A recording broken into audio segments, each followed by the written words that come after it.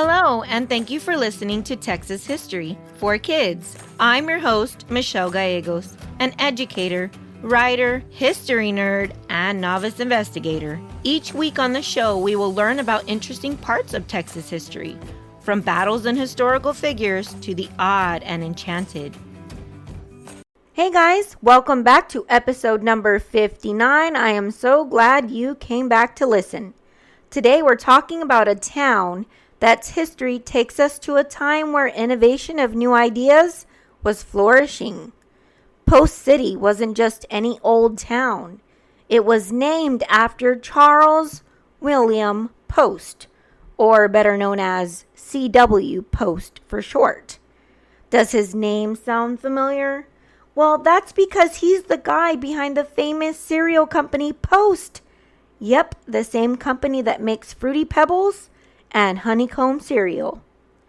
C.W. didn't start out as a cereal tycoon, though.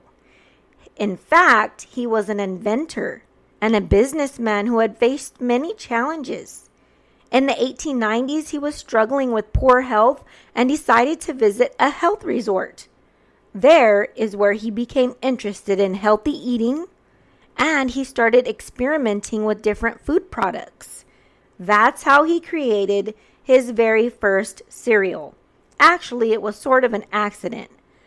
The cereal he created was called Postum, which actually just ended up selling as a coffee substitute made from roasted grains.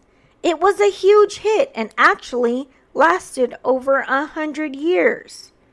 Soon after creating that coffee-based cereal, he introduced another cereal that's popular called Grape Nuts, which became known as one of the most popular cereals in America.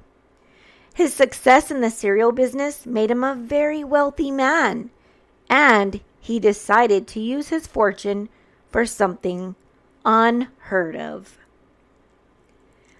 C.W. came to Texas around 1907. He purchased 225 acres of land in the Texas Panhandle and began developing Post City shortly afterwards. He envisioned Post City would be the model for a perfect town. To bring his dream to life, Post hired the best architects and planners of the time. He envisioned a town with everything a person could ever need for a happy and healthy life.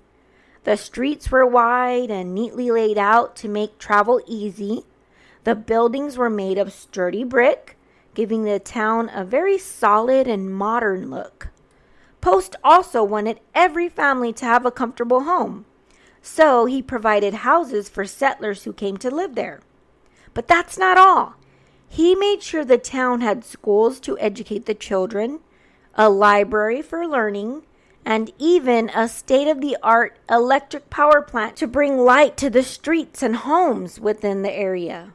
This was a big deal at the time, when many rural towns still relied on kerosene lamps. Post believed that good education, proper infrastructure, and modern technology were the key to a very thriving community, the very community that he was trying to create. So one of the most unique features of Post City was its cement factory. It wasn't just for local use. The factory helped build roads and bridges across all of Texas, which connected communities and boosted trade among the different towns.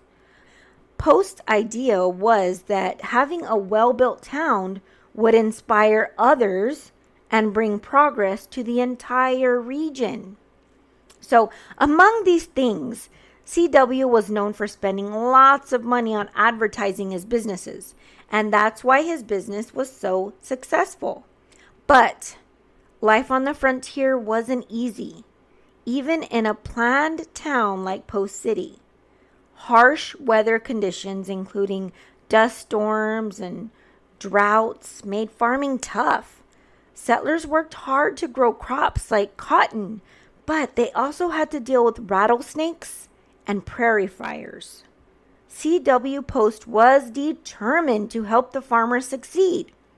He introduced new methods of irrigation and even invented a plow to help make the dry land be more productive. Talk about a man with big ideas.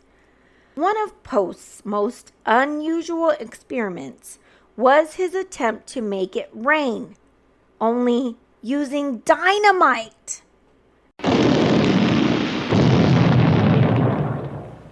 C.W. Post believed he could make it rain by creating artificial battles in the atmosphere to fight drought.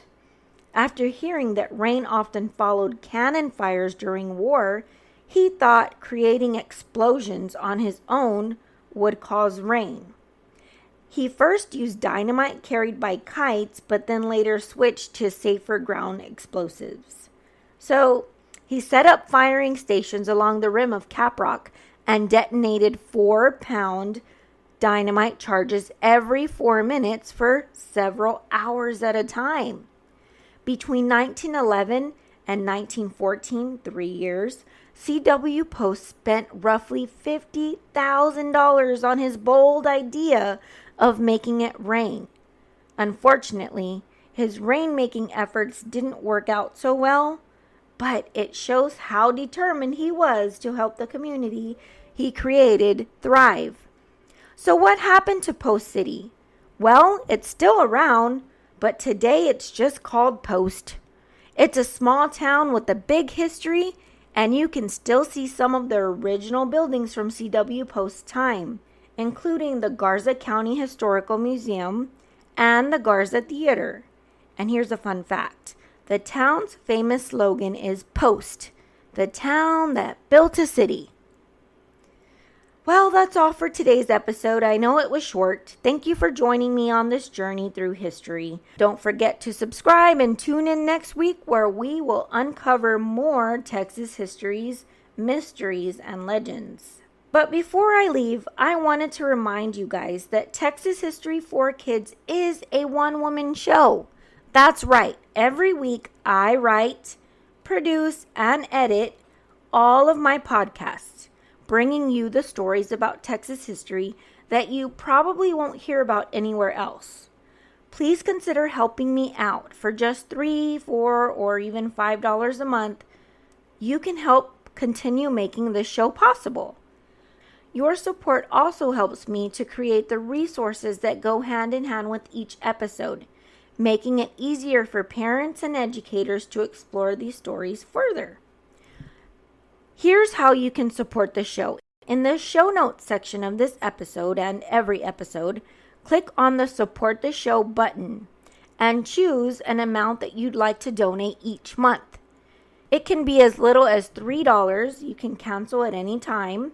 When you donate, I'll send you a free reading resource bundle as a thank you.